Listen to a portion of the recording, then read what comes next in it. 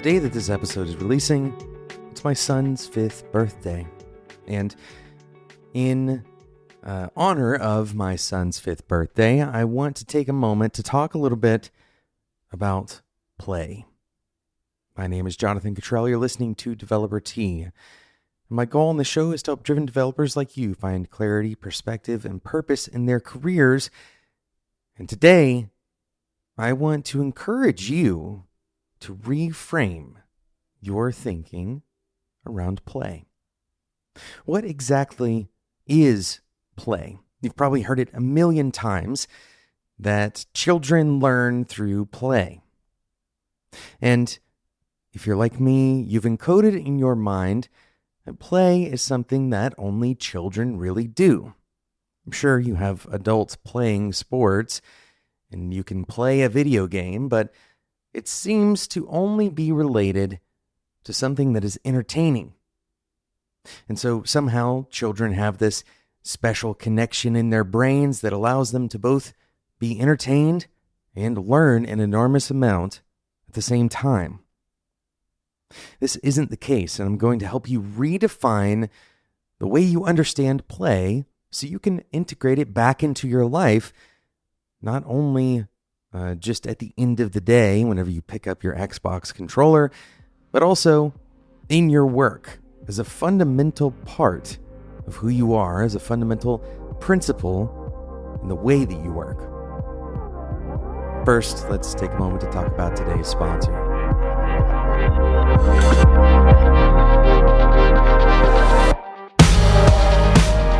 This episode of Developer T is brought to you by Square. There are millions of sellers across the globe who use Square to run every aspect of their business. You probably already knew that because you've probably encountered it pretty much everywhere you go, physically and online. Many of those sellers are looking for customized solutions that are deeply connected with their business and easy to use. And this is where you come in. You can grow your business by extending or integrating with Square using free APIs and SDKs to build tools for those millions of sellers.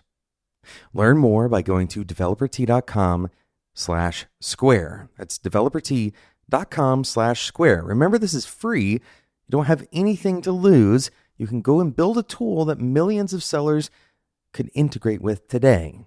Head over to developert.com/square. Thanks again to Square for sponsoring today's episode of Developer T.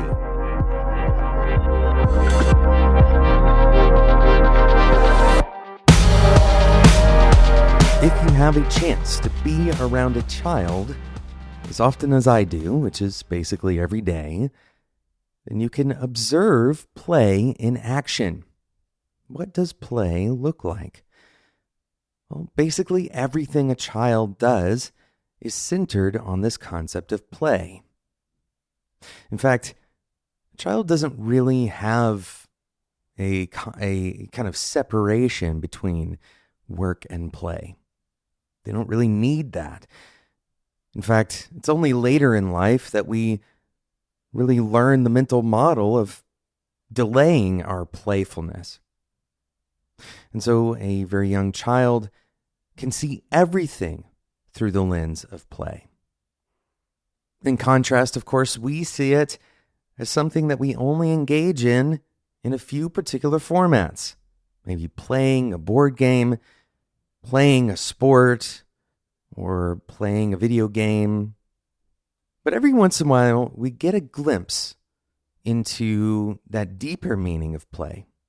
For example, someone may play the stock market, or we might say that we're going to wait to see how something plays out. This reframing of playing gets us back to that hyper-learning environment that we had when we were children. Our brains may not be as plastic as they were when we were that young, but we can create those environmental conditions to encourage learning. Here's the incredible thing about play. For a child, they can play with any scenario that they want to safely. They can play that there is a tornado coming, or they can play as if They're a different person. They can play as an adult. They can play as an animal. They can play a sport. Or they can just play make-believe. They can cook a fake meal, or they can visit entire countries.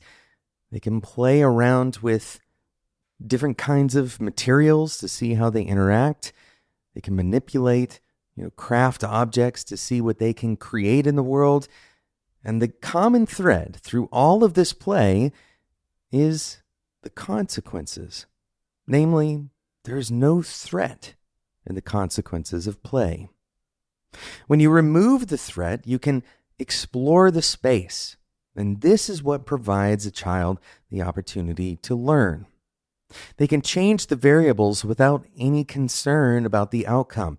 They don't have to get tied with trying to drive a particular outcome. Instead, they can truly experiment freely through the constructs of play.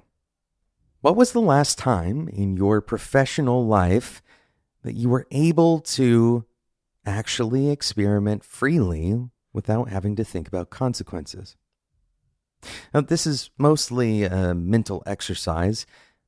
Of course, there are consequences to the work that we do, but what ways can we incorporate safe experimentation back into our lives, into our professional lives, into our personal lives?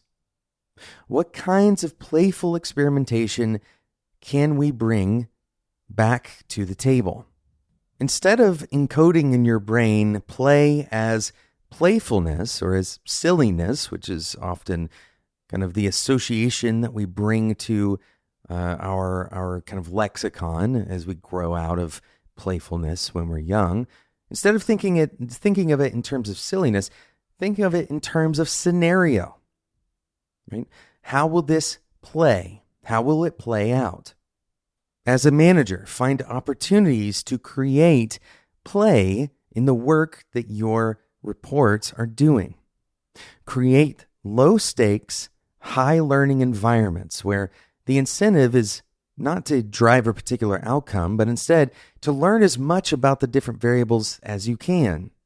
Not only does this stoke our creative kind of muscles that we may not have used in many years, but it also gives us a way of building better mental models about scenarios.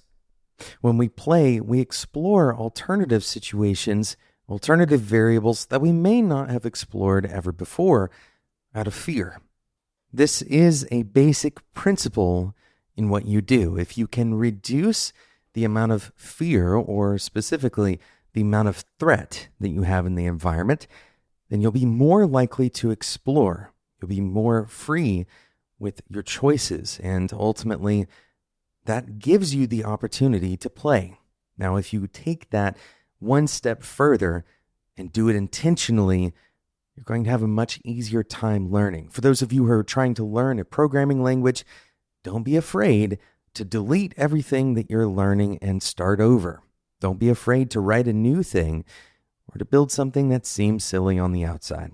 Thanks so much for listening to today's episode of Developer Tea. Thank you again to Square for sponsoring today's episode. Speaking of play, it'd be a great opportunity for you to go and play with an idea. What are the downsides of trying to build something for sellers? Millions of sellers around the world, if even a small percentage of them use whatever it is that you've built, well, you can grow your business pretty significantly. Head over to developertea.com/square to get started today. Thank you so much for listening to today's episode. A huge happy birthday to my son, Liam. And until next time, enjoy your tea.